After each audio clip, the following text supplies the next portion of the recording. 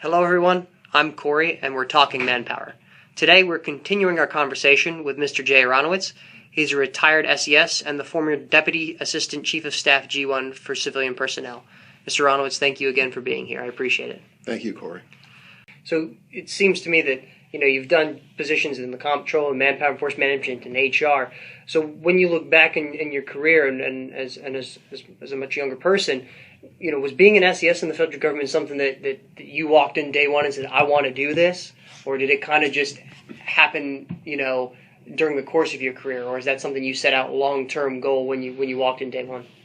Well, it was probably about fifth year of federal service that I said, gee, I'm going to make a career of this. I'm going to stay a federal employee. Because when I came in, no one in my family had ever worked for the federal government. So, I don't want to say that, there was no aspirations or anything like that. But when I first came in, no, I didn't know that much about the federal government. As I mentioned, our onboarding, 30 years ago was horrible. We didn't have act heads plans. And so no one sat down with me in the first few years of my career and said, Jay, what do you want to do? Where do you see yourself 3 to 5, 7 to 10 years from now? And this is what you're going to need to do to get it. Again, we've provided a career of some fantastic tools today to allow them to really shoot for as high as they want to go in their career, and so they'll know what they need to do. There were no SES billets in CP26, again, up until, around 2010 or so. So I can't say that I aspired to be an SES. I know that I wanted to go as far as I could. I knew that if I wanted to be at the 14, 15 level, that the opportunities were here in the DC area. And so I spent the last few years here in Washington.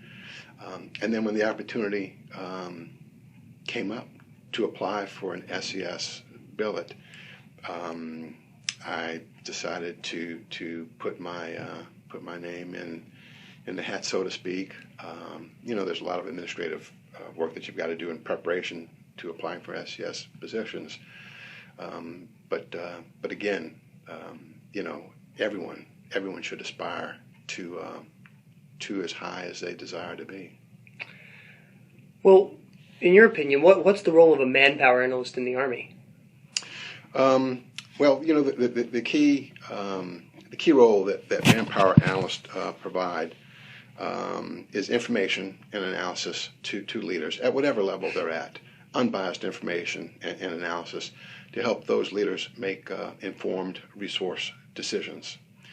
There are 9 functional areas within NCP26, and whether you're dealing with equipment or organizational structure or manpower requirements, it really is about information and analysis, and really providing leaders courses of action, pros, cons, risk assessment, and then having the leaders make informed decisions based on that, plus other information that they'll get. So you recently spoke to some interns at the CP26 orientation, the intern orientation. Why was it important for you to come and speak to these interns, even though now that you're retired?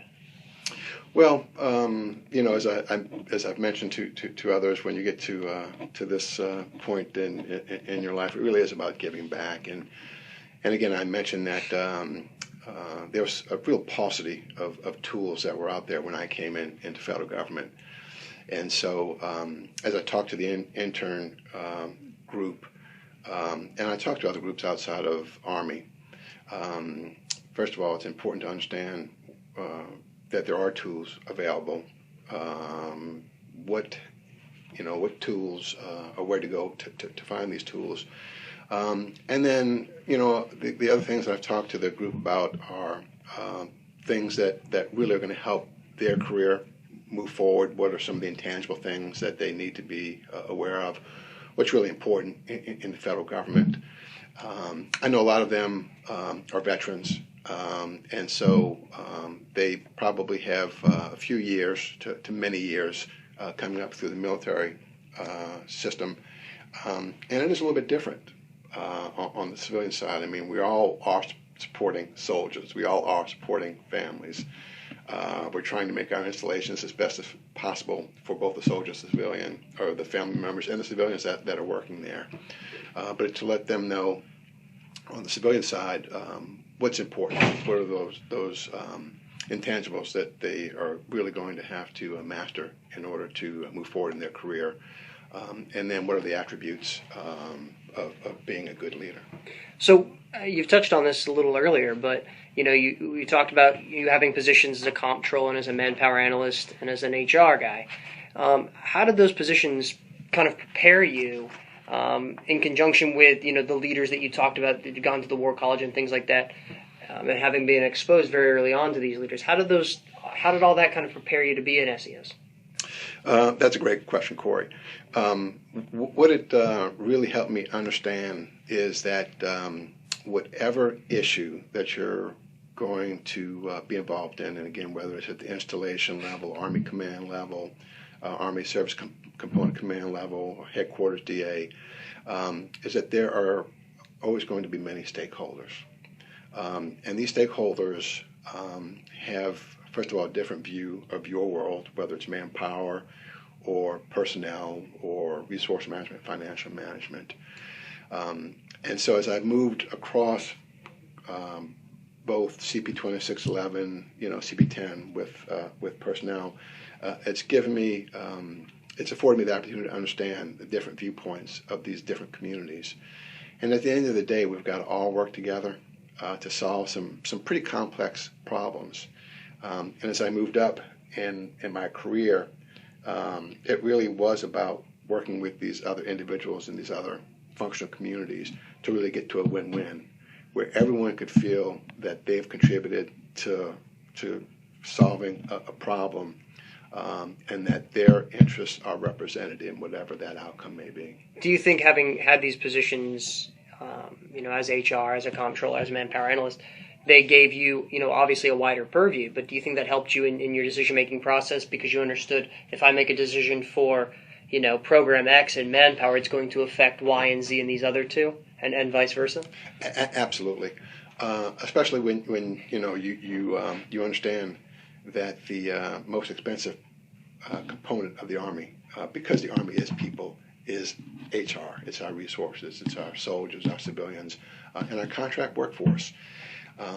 And so, again, as I moved up particularly in force management, and then having been in resource and worked the program and budget side, understanding that as we talk about these three components of manpower, soldiers, civilians, and contractors, and we start talking about the capabilities that we want in our Army, that there's a lot of trade-off analysis across these different groups, and they all come with different cost factors. And so, having moved across HR, doing program budget, manpower, and also personnel, it helped me really tie these together. And it's nothing that's really unique to just me. I can absolutely say that over the last, I would say, 5 to 7 years, I've seen those communities work much closer together. Prior to that, we were very stovepiped. And manpower folks didn't talk to personnelists, and personnelists didn't talk to finance folks. But over the last 5 to 7 years, I've really seen these communities come together to solve some of the complex challenges that we have in the Army, and they work much closer together. And there's a lot more collaboration across those functional communities. Well, everyone, that's all we have time for right now. Our conversation with Mr. Aronowitz will continue on Friday. And until then, have a great Army Day.